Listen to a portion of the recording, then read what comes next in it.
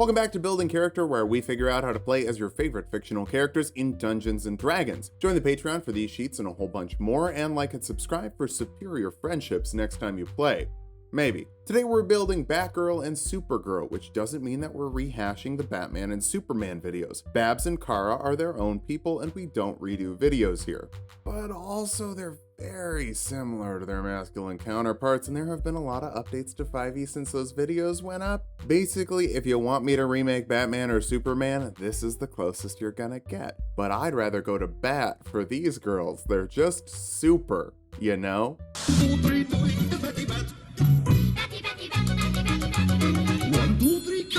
We'll start with Batgirl because, I don't know, alphabetically she comes first. Let's start off with our goals for this build. First, we need gadgets, climbing walls, riding bikes, throwing stuff, all the good stuff. Next, we need to literally kick some butt with martial arts to dish out the pain with finesse, even if unarmed attacks can never be finesse. Finally, we need to be sneaky, slinking through the shadows of Burnside, catching the thieves instead of being caught by them. For stats, we'll be using the standard point array from the player's handbook. Roll for stats if you want, just keep your multi-classing minimums in mind. Dexterity will be number 1. The Bat family works in the shadows, so you've gotta be sneaky. Intelligence next, you're just as good at making gadgets as Bruce, but with 1% of the budget, instead of being part of the 1%. Wisdom after that, Bats gotta have sharp perception skills. They have a natural sonar system. Follow that up with charisma. Who doesn't love Babs? Seriously, who doesn't love Babs? I have beef with you, get out of here. Constitution is a bit low, you're a little less durable than your KRYTONIAN BFF, and will dump strength. You are definitely not as strong as your KRYTONIAN BFF. That's because you're a human, and there's nothing wrong with being a human, especially because you can get so skilled with the skilled feat, giving you 3 skills like sleight of hand, deception, and persuasion. Whenever we take skilled instead of skill expert, you know we're building someone who's got massive flexibility. Bump your dexterity and your wisdom with your 2 free points, take stealth for your skill of choice, and build your own background for perception and investigation. Call it the amateur sleuth background. There's so much flexibility with the skills, we could have taken an official background, but I don't really care. The background section of the PHB tells you can make a background if you want. It's very vanilla D&D to remake a background. We'll kick things off as a monk since they're so good at kicking, letting you grab 2 more skills from the monk list like acrobatics and athletics, helping you get some flexibility and making up for your dumped strength score. But you don't really need a strength score since martial arts lets you make your unarmed attacks with your dexterity modifier. They deal 1d4 bludgeoning damage each, and you can make unarmed attacks as a bonus action after you make an attack with an unarmed attack or monk weapon as your action. A monk weapon is any simple melee weapon without the heavy or 2-handed property. A dagger fits the bill. The fact that it has the thrown property is just a happy accident. Call it a batarang and never use it in melee. You can't use martial arts while you're wearing armor, so it's a good thing you get unarmored defense, making your AC 10 plus your dexterity and wisdom modifier when you're not wearing armor. Technically, I think you've got some fancy pants Wayne Tech shenanigans, but if someone catches you out of the costume, you're still not getting hit by any low-level thug. Speaking of levels, what about Artificer levels? First level Artificers become magical tinkerers, letting you put tiny magical effects in tiny non-magical items, little puffs of smoke, a digital message, a sound, lots of different options. Get creative and put that cell phone to good use. You also get spells and cantrips. Shocking Grasp deals 1d8 lightning damage with a melee spell attack and prevents the target from taking reactions, letting you get away without sweating an opportunity attack. Tasers are a Batgirl specialty after all. For our grappling hook, Thorn Whip deals 1d6 piercing damage with a melee spell attack. I say melee, but it has 30 feet of range and yoinks people in 10 feet closer to start a little melee combo. For your first level spells, Featherfall prevents up to 5 falling creatures from taking falling damage. So Batman, Robin, and another Robin will all be safe. Good for you for having your own identity, even if it's still kind of based off of Batman's identity. Long Strider adds 10 feet to your movement speed, helping you keep up with folks who stuck to monk at this level. Second level Artificers get infusions, special toys to make you better than the bumbling burglars. Returning Weapon adds 1 to the attack and damage rolls of a thrown weapon, makes it magical in terms of overcoming resistances, and brings it back to your hand so your batarangs can be actual boomerangs. Goggles of Night lets you see in the dark with your bad human eyes. Sending Stones work as little walkie-talkies to send messages between them and communicate with your team. A Rope of Climbing is a very slow grappling hook with one end moving 10 feet per round towards the other end. It can support up to 3,000 pounds, and you can knot it to give creatures advantage on climbing checks moving up it. It's a little complicated, but you'll be hooked once you figure it out. Third level Artificers can choose a specialty, and I kind of struggled with this. I want her to use gadgets, outfits, and I thought about armor for the lightning launchers and a stealthy suit, but then we'd have to wear armor. And armor would stop you from using martial arts, so you'd only be able to punch people with your unarmed fighting style, and there's no way I'm saying that your strength is better than your dexterity. Battlesmith seems a little weird right off the bat, but it'll make more sense in a little bit. First, you become battle ready, letting you use your intelligence modifier for your attacks with magical weapons, so once you've got that returning batarang thing going, you can use your intelligence modifier for it. Your dexterity is still better, but this will stop you from being a mad woman, multi-ability dependent. You also get a steel defender. It's a robot buddy that you command with your bonus action. It can make attacks, it can protect people. It's easier for you to just read the stat block in Tasha's or the Eberron book. It's a full creature. It's a medium creature. I wish it was large so that you could mount it and call it a motorcycle. Here's an idea: halfling Batgirl. She's not that tall. You also get the shield spell, letting you add 5 to your AC as a reaction, helping you keep the damage off since we won't be able to invest in unarmored defense as much as I'd like.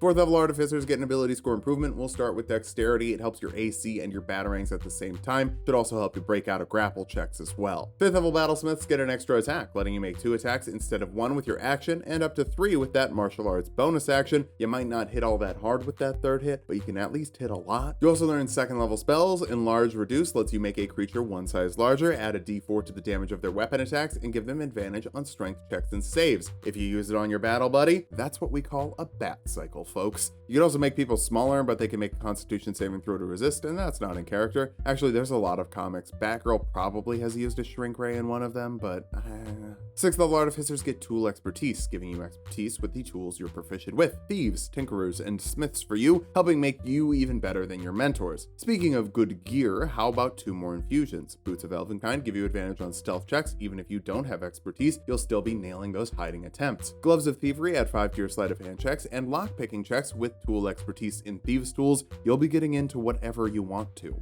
7th level artificers get Flash of Genius, letting you give creatures a bonus to a skill check or saving throw equal to your intelligence modifier, an amount of times per day equal to your intelligence modifier. Giving a little advice to the birds of prey is a pretty regular move on your end. You can also grab another spell. Pyrotechnics lets you make a flashbang that blinds creatures who fail a constitution saving throw, or a smoke bomb that heavily obscures the area. Either way, great escape option. Sometimes you find yourself a little outmatched. Running away is a fine strategy. 8th level artificers get another ability score improvement. Cap off your dexterity modifier. It's kind of a requirement to be a defender of Gotham. If they ever made dexterity into a city, the city would be Gotham. 9th level battlesmiths get to boost their bat cycle with Arcane Jolt, letting you add 2d6 extra damage to the motorcycle's attacks, or have it heal someone 2d6 when it makes an attack for a little first aid. You have a number of these equal to your intelligence modifier. We should start working on that. Thankfully, you don't need it for your 3rd level spell, Haste, doubling a creature's movement speed, adding 2 to their AC, giving them advantage on dexterity saving throws, and an extra action to dash, disengage, hide, use an object, or make 1 more attack. After that ends in a minute, or after your concentration drops, you have to take a round off of actions and reactions. You also get Conjure Barrage for free as a battlesmith, letting you force a dexterity saving throw on creatures in a 60-foot cone, dealing 3d8 damage to those that fail, half as much to those that succeed. The damage depends on what type of ammunition you use. If you're using a batarang, that's piercing damage. It's a storm of batarangs. 10th level artificers are magical item adepts, letting you attune up to 4 magical items at once, and you get 2 more infusions here. Really good ones too. Ring of Jumping lets you cast the jump spell at will to triple your jump distance, helping you jump even though your strength score is a bit low. Cloak of Protection gives you +1 to your AC and saving throws, helping you stay safe even if Edna Mode would disapprove. It's okay, she's not in the DC universe. 11th level artificers get spell storing item, letting you store a spell in an item of 2nd level or lower. Then creatures can cast the spells through that item using your intelligence modifier an amount of times equal to double your intelligence modifier per long rest. The best part is, if it's a concentration spell, whoever casts the spell concentrates on it. So your motorcycle can concentrate on keeping itself enlarged, and then you can cast haste on it to drive really, really fast. 12th level artificers get another ability score improvement. Let's start working on that intelligence modifier. Artificer is supposed to be an intelligence class, even if it kind of works with other abilities depending on the spells you take. Intelligence will always be the best option though, and you are a smart cookie. 13th level artificers get 4th level spells. Freedom of movement prevents anything from slowing you down. You can ignore difficult terrain, break out of non-magical shackles with 5 feet of movement, and you can't be restrained or paralyzed. Hey, dude, you don't have to type that hilarious comment. I know what happens in The Killing Joke, I just don't think it's a good comic. You know who agrees with me? The guy who wrote it, and one of the artists on the book. It's also possible to think that the Oracle section of Barbara's story is great for giving representation to people with disabilities, but also think that The Killing Joke is really gross for like a lot of other reasons too. but feel free to downvote me for getting too woke and because the SJWs have taken over the channel, even the whole thing has been run by one SJW the entire time. The basic human empathy was coming from inside the house. Anyway, 14th level artificers are magical item savants, letting you attune up to 5 magical items at once, and you get the absolute best ones here. Cloak of the Bat is really perfect for Batgirl, and also it does other stuff. You get advantage on stealth checks and have a 40-foot flying speed in dim or dark light. You can polymorph into a bat once per long rest. That last bit is the extra thing, but it's funny and it's neat and I'll allow it. Bracers of Defense let you add 2 to your AC when you're not wearing armor, which will make up for the fact that the Cloak of the Bat is taking your cloak from Cloak of Protection. 15th level Battlesmiths get improved Defender, adding 2 to your Bat Cycle's AC, increasing the Arcane Jolt damage to 4d6, and every time it imposes disadvantage, it deals 1d4 plus your intelligence modifier in force damage for some repelling blasty tech nonsense. Gadgets are so fun, because you can do whatever you want and then just say, oh, that's just a gadget that I have. 16th level Artificers get another ability score improvement, keep pushing your intelligence up for the best gear possible. 17th level Artificers get a 5th level spell. Skill Empowerment gives a creature expertise in a skill they're proficient with, doubling your proficiency bonus for an hour and giving you a little more specialty when you need it.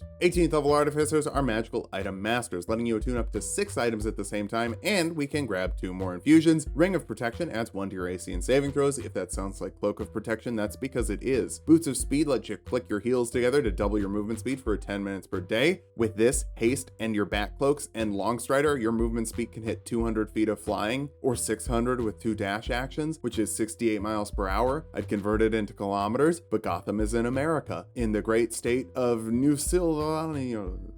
Our capstone is the 19th level of Artificer for 1 last ability score improvement. Cap off your intelligence modifier so your flashes of genius, shocking grasps, and motorcycle all get better. Now that we've hit level 20, let's figure out how viable this build is. First, you're fast, you can sneak, you can fly. Wherever you want to go, you can get there. You're also hard to hit with base 20 AC from Unarmored Defense, Bracers of Defense, Ring of Protection, and 22 with Haste Up, not to mention a motorcycle that will defend you. Oh, also you have a self-driving motorcycle, so fighting you is kind of like fighting 2 people at once. For weaknesses, you do not have a lot of health, with barely over 100, so if you do get hit, you could go down fast. You also are loaded with concentration spells and can only have 1 up at a time, or I guess 2, but your motorcycle should always be keeping itself riding size. You're also not good at concentrating, with a low constitution modifier. So all of your cons are constitution based. I think what we really need is a partner who gets in there and soaks up a bunch of damage.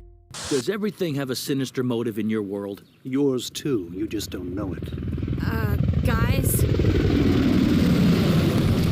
Let's start off with our goals for this build. It's KRYTONIAN stuff. There's so much stuff that we have to fit onto one character. Flight, lasers, super lungs, super eyes, and vulnerability. Kara is a busy girl, but we'll get it done and maybe even get it better done than we did with her cousin. Actually, I can guarantee you we will. There's a lot of new stuff that makes KRYTONIANs easier to build. For Zats, we're using the standard point buy. It will help us make sure that we can do everything. Set your strength and intelligence at 14. You're super strong, obviously, but one of the key differences between Kara and Clark is Kara is super smart and mediocrely social, while Clark is extremely social, but only pretty smart. Wisdom at 13, super senses require super perception. Dexterity and constitution at 12, part of being invincible is not dying, though to be fair, you're not like totally invincible. Magic and kryptonite can still rain on your parade. Charisma might seem too low at 8, but you already know that it's gonna get bumped up in a second, because KRYTONIANs are AASIMARs. Protector AASIMARs specifically for +2 charisma and +1 wisdom, rounding those stats up like you're not really bad at anything, even if you're still a little awkward sometimes. Unlike Clark, you actually grew up on another planet, so if you wanted to make a movie exploring the what's it like to be an alien on Earth part of the KRYTONIAN story, Supergirl would make way more sense than Clark, who was on Krypton for like a month, crapping his super diapers. Anyway, I have strong feelings about my KRYTONIANs. You also get 60 feet of dark vision, the light cantrip, to always help your team see with their weak human eyes, celestial resistance to resist necrotic and radiant damage, and healing hands to recover an amount of HP equal to your total level or dish it out to someone else. Doesn't have to be healing magic, just think of it as a friendly pat on the back. Build your own background for Arcana and Persuasion, you know, a bunch of space stuff, and are pretty likable. The proficiency will help make up for the low charisma score, kind of like how we buffed the strength checks with athletics proficiency a lot. We'll kick things off as a fighter, letting you grab 2 skills from the fighter list, like athletics and perception for super strength and super sight, all at the same time. For super punches, unarmed fighting will let you deal 1d6 damage with your unarmed attacks, or 1d8 with 2 free hands. You should probably have 2 free hands all the time. You can also deal a d4 of damage to creatures you have grappled once per round, spending 30 years in cryo makes you a little overzealous with your hugs. You also get second wind, letting you heal 1d10 plus your fighter level as a bonus action. Obviously, you're great at getting your second wind going. Your lungs are like super powered wind turbines. Second level fighters get action surge, letting you make 2 actions in 1 turn once per short rest. Super speed isn't all about dexterity. It's about getting things done,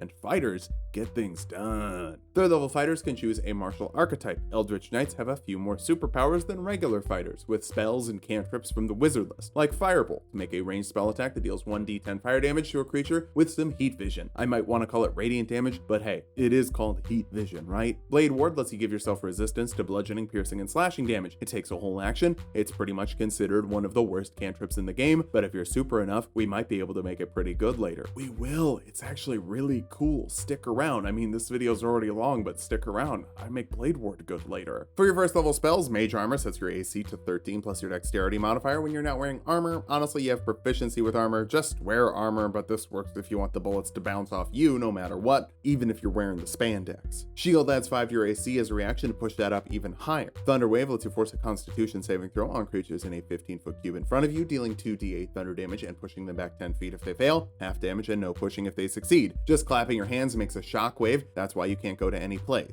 Well, any good place, anyway. You also get Weapon Bond to conjure a weapon to your hands as a bonus action, but you don't do that. You just get things done with your fists, and your kicks, and your lasers, and your super breath. Why would you need a sword? As a protector AASIMAR, you also get to activate your Radiant Soul for a minute per day, giving you a flying speed and letting you add your level in radiant damage to 1 attack per round. That can be a spell attack or a punch, either or, but if you put it on Firebolt, boom, Firebolt deals radiant damage. We did it, gamers. 4th level fighters get an ability score improvement. We'll actually start with intelligence. It's going to be very important later, and even now it will help with all your cantrips. 5th level fighters get an extra attack, letting you make 2 attacks instead of 1 with your action, or up to 4 with your action surge. That's some really speedy punching. 6th level fighters get another ability score improvement, letting you bump up your strength to keep it on par with your intelligence. Super strength is the only power that won't scale with your casting modifier, unfortunately. It's probably the power you use the most though. 7th level Eldritch Knights get War Magic, letting you make a weapon attack as a bonus action after you cast a cantrip with your action. So now you don't have to pick and choose between heat vision and punching really good. But if you just want to open up the full heat vision, Scorching Ray lets you shoot 3 rays of heat that deal 2d6 fire damage each. You can hit 1 person or multiple, so you could really roast Brainiac or take out 3 of his little brainy body buddies. 8th level fighters get another ability score improvement. It really is the best class if you just want everything to be high. It's Intelligence's turn for now, which will really help us out when we start multiclassing. That's because we're jumping over to Wizard, since your big brain helps you understand your Kryptonian physiology rather than just being like, oh wow, I can run real fast in Kansas now. You get more spells and cantrips like Thunderclap, force a Constitution saving throw on creatures within 5 feet of you, dealing 2d6 thunder damage to those that fail. It's like Thunder Wave, but smaller, and it doesn't cost you any slots. Ray of Frost is a ranged spell attack that deals 2d8 cold damage and slows a creature down by 10 feet, making your breath a little more brisk. Gust will let you shove people with your breath, or knock a small object around, or just do some sensory effect with wind. For your first level spells, Long Strider buffs your movement speed by 10 feet for an hour to fly a little faster. Jump triples your jump distance if you don't want to spend your Radiant Soul just to move around. Featherfall lets you save 5 falling creatures from taking falling damage to swoop in and catch everyone at the last minute. Absorb Elements lets you give yourself resistance to acid, cold, fire, lightning, or thunder damage as a reaction, then add a d6 of that damage to an attack next round. I'm mostly grabbing it for the resistance, giving you resistance to bludgeoning, piercing, slashing, radiant, necrotic, and 1 type of elemental damage, all in the same round if you want. Burning Hands lets you force a dexterity saving throw on creatures in a 15-foot cone, dealing 3d6 fire damage to those that fail. It's technically supposed to be coming out of your hands, not your eyes, but I don't care, arrest me. Finally, Comprehend Languages lets you understand all written and spoken languages. This isn't really a superpower, you're just very good at linguistics. Since we're multiclassing spellcasters, check page 165 of the player's handbook, figure out how many spells you have at any given level, and remember that you also have Arcane Recovery to get a number of spell slots back on a short rest equal to half your wizard level. But let's be real, it's still kind of weird that you're a wizard. Supergirl fights stuff, she doesn't cast spells. Good thing 2nd level wizards can choose a school, because Blade Singers are really good at fighting, thanks to Blade Songs, a 1-minute buff that lets you add your intelligence modifier to your AC and concentration saving throws, boost your ground speed by 10 feet, and you have advantage on acrobatics checks. Adding your intelligence to your AC is the biggest buff, but everything else is definitely not bad. You can also grab 2 more spells. Expeditious Retreat will let you dash as a bonus action, helping you push your speed even further for 10 minutes depending on your concentration.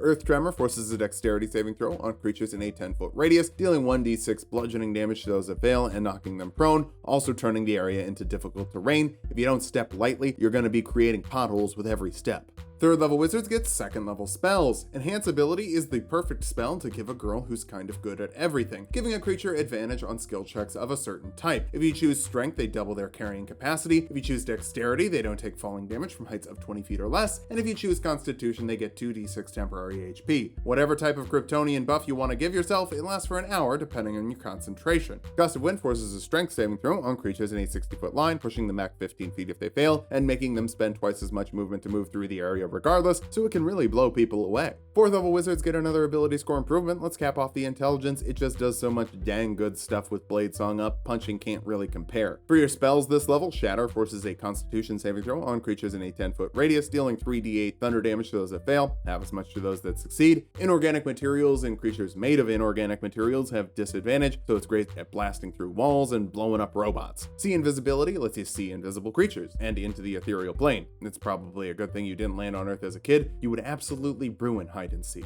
5th level wizards can learn 3rd level spells. Haste doubles a creature's movement speed, gives them +2 AC, advantage on dexterity saving throws, and an extra action to dash, disengage, hide, or make one more attack. With mage armor, that would set your AC to 21 using a blade song, not to mention giving you 3 attacks per round, and 80-foot flying speed with Longstrider. Sure, it's a lot of wind up, but you've got action surge to get those things going faster. Counterspell shuts down spells of 3rd level or lower automatically, and higher level spells with an intelligence check of 10 plus the spell's level. Since you've got a million different powers that let you save the day, I'm gonna let you get creative to decide how you're using this, but yeah, you can punch missiles out of the sky. 6th level Blade Singers get extra attack, which doesn't stack with extra attack from fighter, but Blade Singer extra attack lets you replace one of your attacks with a cantrip. And with War Magic from Eldritch Knight, whenever you use a cantrip with your action, you can make an attack as a bonus action. So effectively, you can punch and Blade Ward with your extra attack, then make an attack as a bonus action for 2 attacks per round and permanent resistance to bludgeoning, piercing, and slashing damage. I made Blade Ward useful! Or you could laser people with 3d10 fire damage from Firebolt, that's probably still better. For this level spells, Protection from Energy gives you resistance to acid, cold, fire, lightning, or thunder damage for an hour. If you don't want to waste a bunch of spell slots on absorb elements while you're fighting Mr. Freeze, he's probably just going to be using cold damage. And I guess lightning, that was a weird build though. Thunderstep lets you and a buddy teleport 90 feet away and force a constitution saving throw on creatures within 10 feet of you, dealing 3d10 thunder damage to those that fail. Technically you don't teleport, but you definitely move really fast and can definitely break the sound barrier when you jump, so that's a good old thunder shockwave. And now we're gonna thunder shockwave jump back to fighter. 9th level fighters get indomitable, letting you re-roll a failed saving throw once per long rest. Your stats are pretty solid all around. I don't think there's anything you're not capable of succeeding in. You can do anything you set your mind to, truly an inspiration. 10th level Eldritch Knights get arcane strikes, giving creatures you hit with a weapon attack disadvantage on saving throws against the spells you cast. So if you punch someone, they're more likely to take damage from the 3d6 thunderclap. Heck, maybe that thunder is just the force of your fist hitting their face. 11th level fighters get another extra attack, letting you make 3 attacks with your action or 2 attacks and a cantrip, followed by a 3rd attack as a bonus action, or 6 attacks with an action surge, or 4 attacks and 2 cantrips with an action surge, followed by a 5th attack as a bonus action, or 5 attacks and 1 cantrip with action surge, followed by a 6th attack as a bonus action, or 7 attacks with an action surge and haste, or 6 attacks and a cantrip with your action surge, followed by a 7th attack as a bonus action, or 5 attacks and 2 cantrips with your action surge and haste, followed by a 6th attack as a bonus action. The hardest part about having all these powers is deciding how to use them. I nailed that in one take. Mason can confirm. 12th level fighters get another ability score improvement. Work on that strength to punch as hard as possible with all of your attacks and literally carry the team on your back. 13th level fighters get another use of Indomitable. You can even use these on death saving throws, though with how solid your saving throws are, I just try not to die first. Our capstone is the 14th level fighter. For one last ability score improvement, cap off your strength modifier for some ludicrous combos. Now that we've hit level 20, let's figure out how viable this build is. First, you can do so much. 3 attacks per round, you can replace 1 with a cantrip, make another attack as a bonus action surge to do all that twice, haste to double your movement speed, and cantrips that cover a huge variety of possible needs all in one turn. You're also pretty great at keeping damage off, with Blade Ward barely interrupting your combos. You get permanent resistance to necrotic and radiant damage as an AASIMAR, and spells to help keep elemental damage off as well, not to mention 21 base AC with a Blade Song up and 26 with a shield just to keep all of those attacks from touching you. Finally, you're very mobile with giant jump distance, huge movement speed potential, and a minute of flight per day to go wherever else you need to keep people safe. For weaknesses, your buffs take a second to apply. Radiant Soul is an action, Haste is an action, Longstrider is an action, Blade Singing is a bonus action, so it might might be 3 rounds before you're even ready to fight. You're also only able to have 1 concentration spell up at a time, so you need to pick between Enhance Ability, Haste, and Protection from Energy. Finally, you're not terribly subtle. Sure, you're good at dexterity saving throws with haste up, but you're not exactly stealthy. But that's easily remedied with a stealthy best friend, and also it's such a stretch for a weakness. You've got the full Kryptonian power to do a little bit of everything, and an inventive BFF who can do a little bit of everything else. This is a truly solid duo. I wonder what would happen if you added a 3rd member to the squad. Thanks for watching. If you liked the video, subscribe for more. We're making double videos every day this month. Join the Patreon for these sheets and a whole bunch more, and sub to Tulok and Mango for more Tulok fun.